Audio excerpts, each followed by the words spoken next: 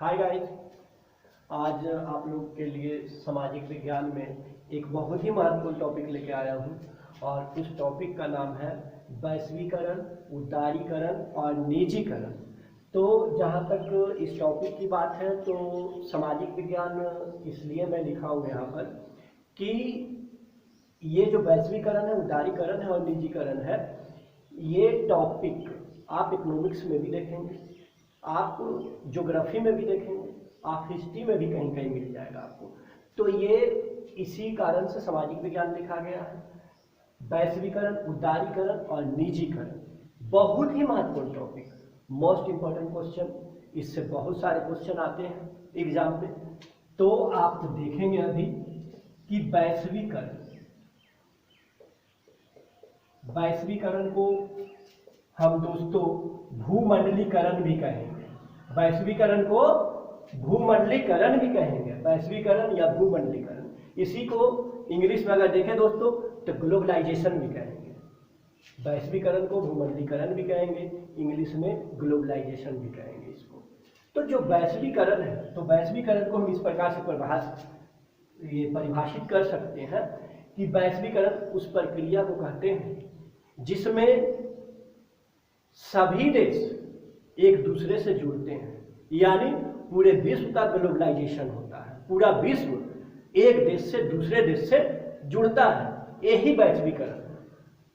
वैश्वीकरण का मतलब पूरे विश्व का एक दूसरे से जुड़ना है, पूरे विश्व के देशों का एक दूसरे से जुड़ना ही वैश्वीकरण है। विश्व के देशों का एक दूसरे से जुड़ना वैश्वीकरण है या वैश्वीकरण कहलाता है। बहुत ही महत्वपूर्ण टॉपिक है दोस्तों, बहुत ही महत्वपूर्ण। और ये वैश्वीकरण की बात अगर की जाए या भूमंडलीकरण की बात हम करें तो इसका प्रयोग विलियम के द्वारा किया गया था। जॉन विलियम्स के द्वारा वैश्वीकरण को दिया गया। अमेरिका में 1990 में एक नया कंसेप्ट आया अर्थव्यवस्था के क्षेत्र में। अर्थव्यवस्था के क्षेत्र में अमेरिका में 1990 में एक नया कंसेप्ट आया है ना। 1990 में अमेरिका में एक नया कंसेप्ट है ना, एक नया कंसेप्ट आया दोस्तों अर्थव्यवस्था के क्षेत्र में। एक तरह से अर्थव्यवस्था को बदल दिया गया। एक तरह से अगर कहें दोस्तों तो अर्थव्यवस्था को बदला गया नए कंसेप्ट के साथ कि इस व्यवस्था के अंतर्गत सभी देश एक दूसरे से जुड़ेंगे। और ये अमेरिका ही है जो जोड़ पाया एक देश को दूसरे देश से, क्योंकि वहीं के ये थे कौन, तो जॉन विलियम्स के द्वारा ही लाया गया था। ये जॉन विलियम्स किसके द्वारा दोस्तों, जॉन विलियम्स के द्वारा। तो जॉन विलियम्स एक महत्वपूर्ण योगदान दिए वैश्विक अर्थव्यवस्था क्षेत्र में। आगे चलेंगे दोस्तों, अब हम लोग आगे देखेंगे। ये नोट कर सकते हैं आप, बहुत ही महत्वपूर्ण टॉपिक है ये आप लोगों के लिए, इसको नोट कर सकते हैं। एग्जाम में पूछे जाते हैं क्वेश्चन, बहुत ही महत्वपूर्ण है, most important question, DBI question कहेंगे दोस्तों हम। तो ये बहुत ही महत्वपूर्ण है वैश्वीकरण की बात अगर और करें दोस्तों, हम आगे अगर देखें, हम अभी इसको परिभाषित किया गया, फिर अगर हम देखें तो वैश्वीकरण का प्रभाव पूरे विश्व पे पड़ा है ना। पूरे विश्व पे वैश्वीकरण का प्रभाव पड़ा है और बहुत ही ज्यादा प्रभाव पड़ा है। क्योंकि जब वैश्वीकरण हुआ तो तकनीक के क्षेत्र में, शिक्षा के क्षेत्र में, पूंजी के क्षेत्र में, श्रम के क्षेत्र में एक नया बदलाव आया। क्योंकि तकनीक या कहें दोस्तों प्रौद्योगिकी का लेन देन शुरू हुआ। एजुकेशन के क्षेत्र में नया कंसेप्ट आया, पूंजी के क्षेत्र में, व्यापार के क्षेत्र में नया कंसेप्ट मिला दुनिया को, विश्व के देशों को। श्रम का प्रभाव हुआ। तो ये वैश्वीकरण के तत्व है दोस्तों, वैश्वीकरण के तत्व, है ना। वैश्वीकरण के तत्व हम कह सकते हैं इसको, ठीक है दोस्तों। वैश्वीकरण के तत्व कह सकते हैं हम कि पूंजी का प्रवाह हुआ, पूंजी का प्रवाह, श्रम का प्रवाह, श्रम का प्रवाह, पूंजी का प्रवाह, श्रम का प्रवाह, व्यापार व्यवसाय के क्षेत्र में का भी प्रवाह हुआ। और क्या हुआ दोस्तों कि तकनीक का प्रभाव, है ना, तकनीक या कहें प्रौद्योगिकी, प्रौद्योगिकी का प्रभाव बहुत ही महत्वपूर्ण है दोस्तों। और ये इतना महत्वपूर्ण है कि समझा जा सकता है कि विश्व में इतना बड़ा बदलाव हुआ। और आज अर्थव्यवस्था में जो बदलाव आप देखते हैं, आज देखते हैं कि विभिन्न देश का वस्तु एक देश से दूसरे देश में आसानी से अवेलेबल हो जाता है। तो ये वैश्वीकरण का देन है दोस्तों।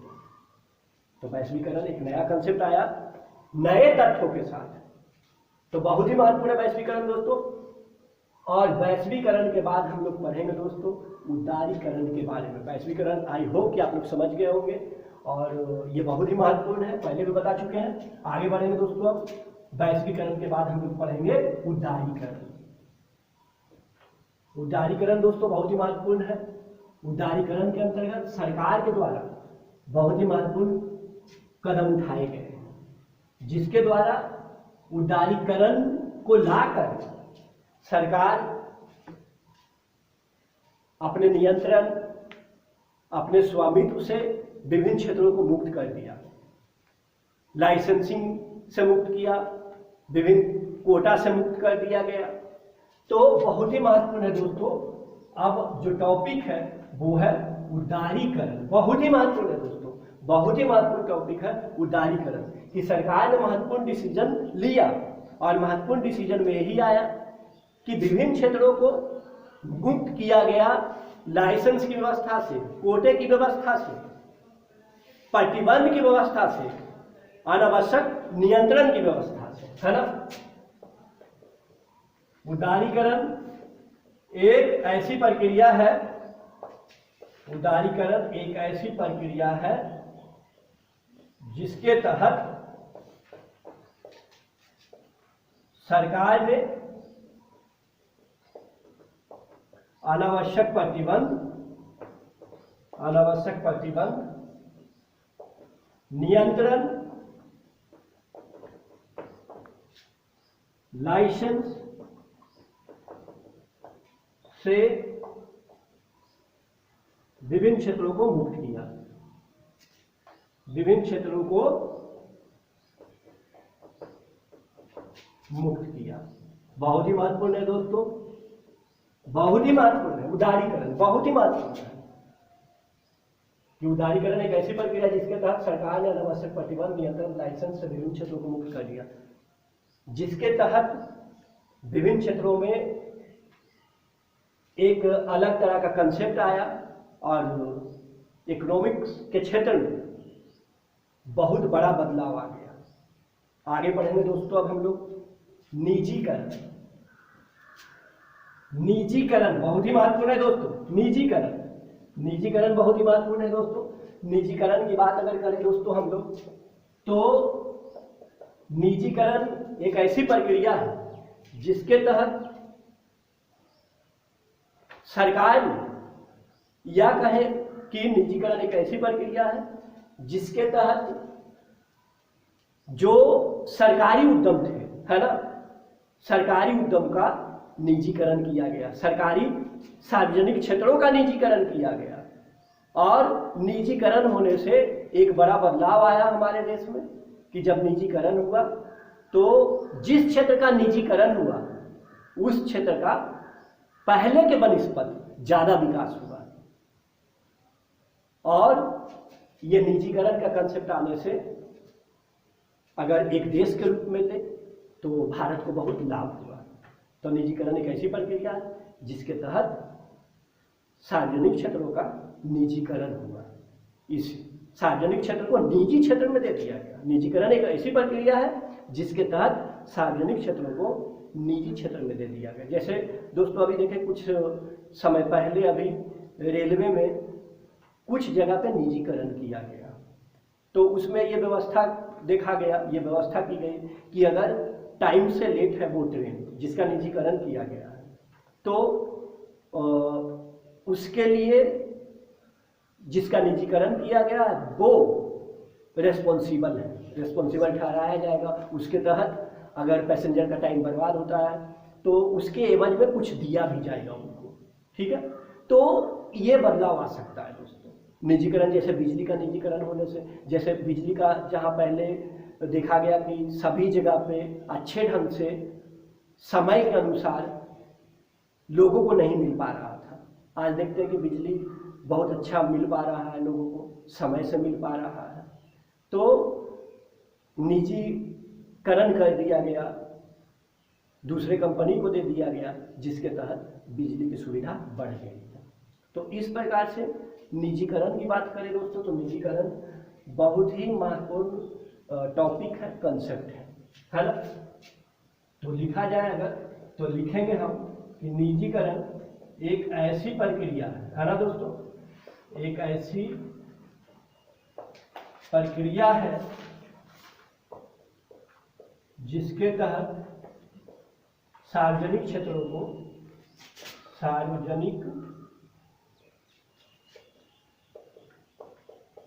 को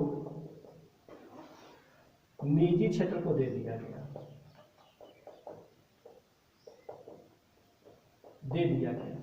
ना दोस्तों। फलता उस क्षेत्र का विकास को देखा गया है कि उस क्षेत्र में विकास होगा, तो ये निजीकरण है। तो दोस्तों अभी हमने जो आपको बताया वो वैश्वीकरण, उदारीकरण और निजीकरण 2-3 विषय का ये सब्जेक्ट है दोस्तों, तो काफ़ी महत्वपूर्ण है। ये किसी भी विषय के अंतर्गत इकोनॉमिक्स में भी पूछा जा सकता है, ज्योग्राफी में भी पूछा जा सकता है, कहीं कहीं देखिएगा कि हिस्ट्री में भी आपको मिल जाएगा।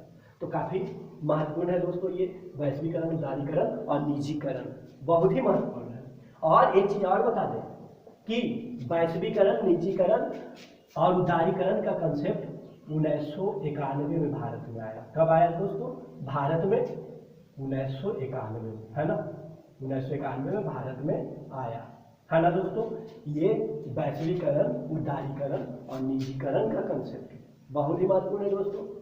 अब अभी तो पढ़ लिए हम वैश्वीकरण, उदारीकरण और निजीकरण। आप पढ़ेंगे दोस्तों बहुराष्ट्रीय कंपनी। तो ऐसी कंपनी जो एक से अधिक देशों में, अर्थात कहें विभिन्न देशों में उत्पादनों पर, उसके रख रखाव पर, उसके और उसके स्वामित्व पर नियंत्रण रखता हो, है ना। ऐसी कंपनी जो एक से अधिक देशों में या कहें विभिन्न देशों में विभिन्न उत्पादों के उत्पादन पर नियंत्रण रखता हो, स्वामित्व रखता हो, तो ऐसे कंपनी को दोस्तों बहुराष्ट्रीय कंपनी कहेंगे। क्या कहेंगे दोस्तों? बहुराष्ट्रीय company.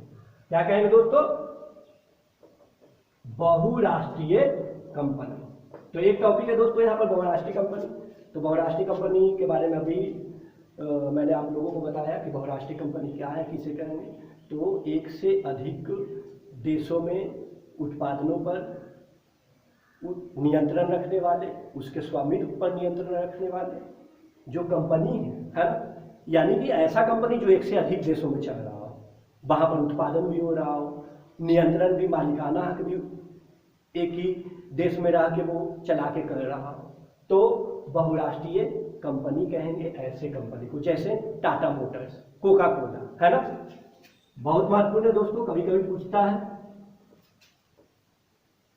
Coca Cola, Tata Motors, ये सब बहुराष्ट्रीय कंपनी के अंतर्गत आते हैं दोस्तों। तो बहुराष्ट्रीय कंपनी के बारे में भी आप आई होप कि अच्छे तरह से, अच्छे ढंग से आप समझ गए हैं। और एक और बता दें दोस्तों जाते जाते हम कि 1991 में सोवियत संघ रूस USSR का विघटन 15 स्वतंत्र गणराज्यों में हो गया। बहुत ही महत्वपूर्ण है दोस्तों ये क्वेश्चन, याद रखिएगा, बहुत ही महत्वपूर्ण है कि सोवियत संघ रूस अर्थात USSR का विघटन कब हुआ, और विघटन होने के फलस्वरूप वो रूस बन गया। पहले USSR पढ़ते थे हम लोग, और जब विघटन हुआ तो 15 देशों में विघटन हुआ। USSR का विघटन कितना देशों में हुआ दोस्तों, और 1991 में हुआ। 1991 में विघटन कितना दोस्तों, कितना देशों में हुआ दोस्तों, तो 15 देशों में हो गया, 15 स्वतंत्र गणराज्यों में हो गया दोस्तों। USSR का विघटन 1991 में। और जाते जाते अब इतना ही कहेंगे कि बहुत ही महत्वपूर्ण टॉपिक है, ऑनलाइन ये फ्री क्लास है, इसका आप लुत्फ उठाइए, आनंद लीजिए, क्योंकि पढ़ाई में भी एक अलग तरह का आनंद है। और हमें लगता है दोस्तों कि जो आनंद पढ़ाई में है, जो मज़ा पढ़ाई में है, जो लुत्फ आप पढ़ाई में उठा सकते हैं, वो दूसरे क्षेत्र में नहीं उठा सकते, क्योंकि पढ़ाई एक ऐसा क्षेत्र है जो आपके व्यक्तित्व का निर्माण करता है। और आपका व्यक्तित्व अगर अच्छा है तो आप कहीं भी रहेंगे तो आप अच्छा कर पाएंगे। तो इसी के साथ दोस्तों आज का क्लास इतना ही, धन्यवाद।